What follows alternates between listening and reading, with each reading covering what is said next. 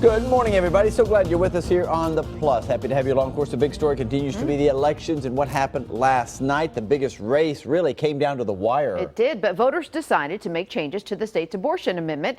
Our Cuthbert Langley is in the newsroom breaking down the numbers for us. And Cuthbert, good morning. I know this has been a controversial issue.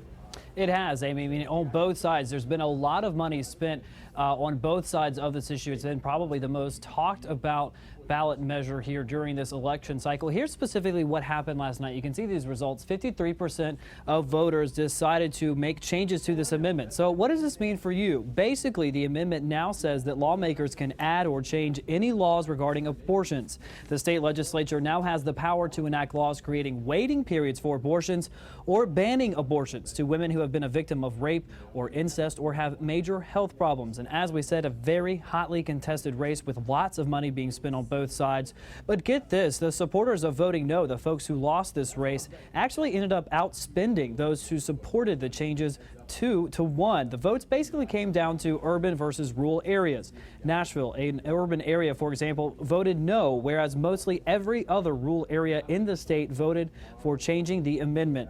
The no folks had the support of the ACLU and Planned Parenthood, and yes, mostly had the power of the pulpit and a solid grassroots effort boosting them to the win.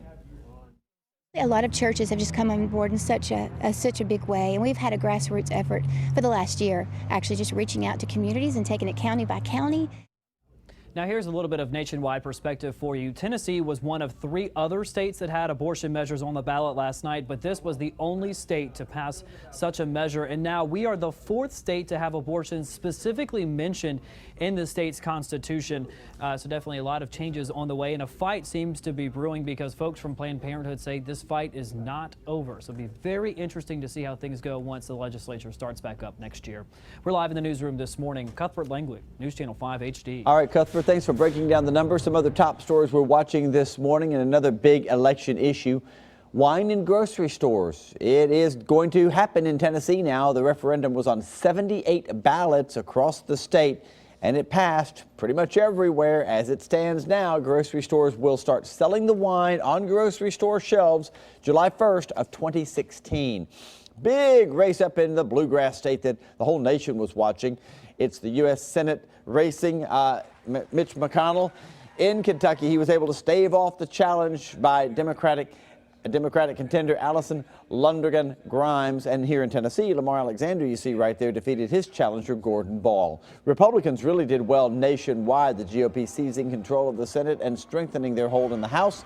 They picked up Senate seats in 7 different states, and they're on track to exceed the 246 House seats they held even back during President Truman's administration more than 60 years ago.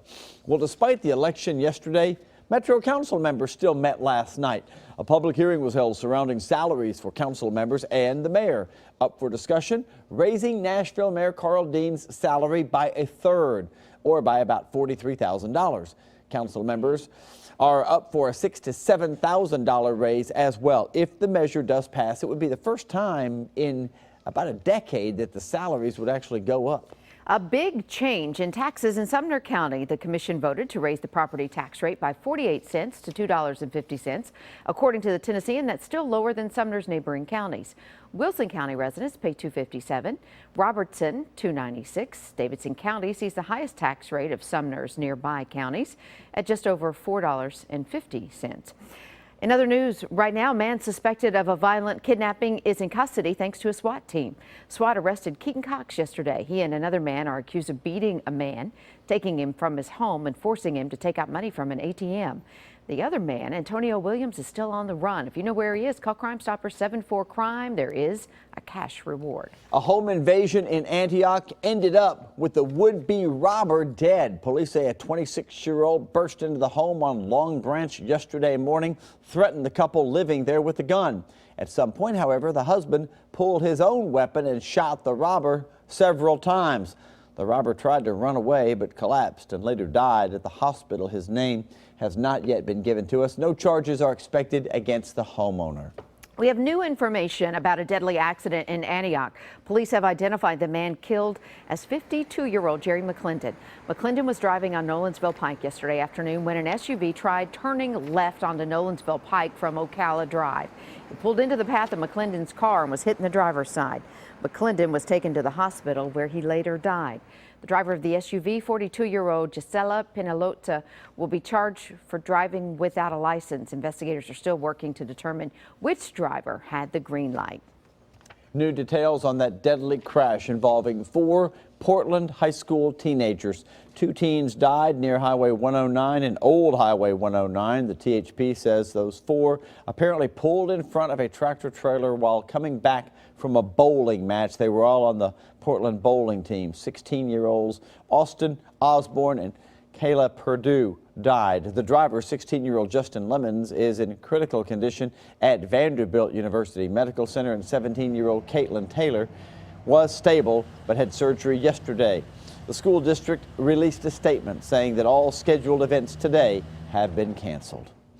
A man who was found with a dead woman in his car has been indicted now on murder and kidnapping charges. Back in April, 47-year-old Robert Whipple led troopers on a chase, but he bailed out of his car and stabbed a Franklin County deputy several times.